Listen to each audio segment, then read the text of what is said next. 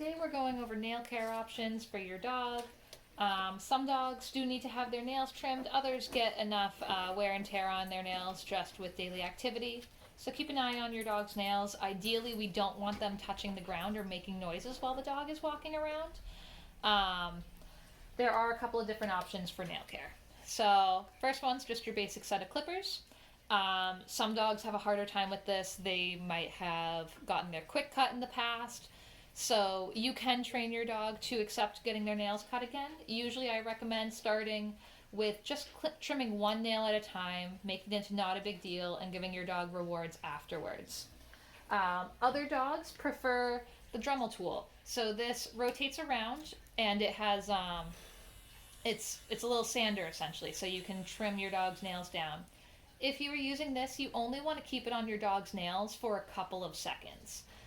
So like to the count of 3 or 5, because the sanding action actually warms up your dog's nails and it can cause them to feel discomfort if you keep them on the nail bed too long. So if you're doing it, just remember, put it on the nail, give them a break so that the nail can cool down, and you can put it back on.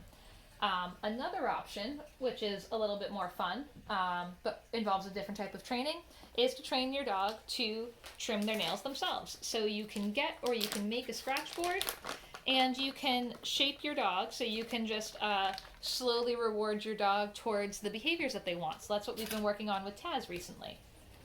So, gonna give him a second. Yes. So as he gets close to the behavior, yes, good boy. So at first I was just rewarding him for putting his paws on the board, then for moving his paws around, yes.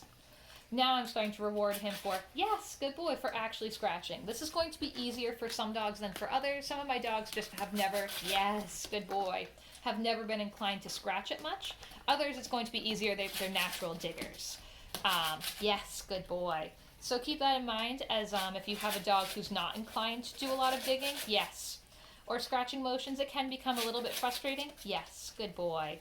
But as you can see, Taz gets it pretty good. We've been doing this for a couple of days, and over time I can wait for him to scratch more and more until I reward him. I wouldn't put a name on this trick, such as dig, until he's doing what I want him to be doing, and then I can start putting a name to it. Yes. So for instance, if I was ready to name that behavior, that's the end behavior I want, I could wait until I think he's about to do the behavior, then say dig. Yes. And then mark and reward the behavior. Dig. Yes.